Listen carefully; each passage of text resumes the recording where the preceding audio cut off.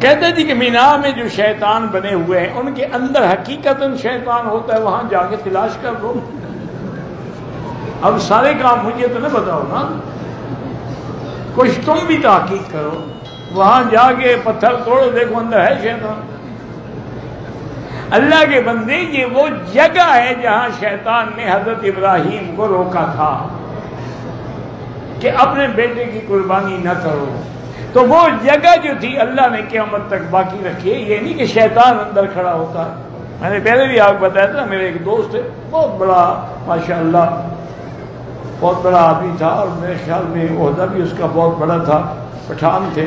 ہم کٹھے آ رہے تھے کنکریاں مارنے کے لیے، میں اس کو سمجھا رہا تھا کہ ایسے کنکری مارنی ہے، ساتھ مارنی ہے، ایسے کھڑا ہونا ہے، کوئی بڑا پتھر نہیں مار رہے ہیں۔ ٹھیک ہے ٹھیک ہے ٹھیک ہے، لیکن جب آئے تو رش تھا، وہ رش میں میرا ہاتھ چھڑوا آگے نکل گیا۔ اب میں حیران کھڑا ہوں کہ بھئی وہ ہمارا خان کی درگاہ دیکھا تو وہ تو شیطان کے اوپر چڑھا ہوا اور چپل نکال کے اس کو مارا۔ خوشے تم نے ہم کو بہت خراب کیا، آج ہم تم کو نہیں چھوڑے گا۔ اچھا، لوگوں نے سمجھا شیطان نکل آیا ہے، انہوں نے اس کو کنکریاں مارنی شروع کر، بہت زخمی ہو کے نیچے۔ میں کہا کیا ہوا؟ کہتے ہیں یار کیا کرے، بس شیطان کو دیکھا تو میں جوش چڑھ گیا۔ میں کہا شیطان تھا کہاں؟ تم خود شیطان، سنت کے خلاف کرو گے تو شیطان ہونا۔ پھر اس بیچارے نے توبہ، سارا زخمی ہو گیا۔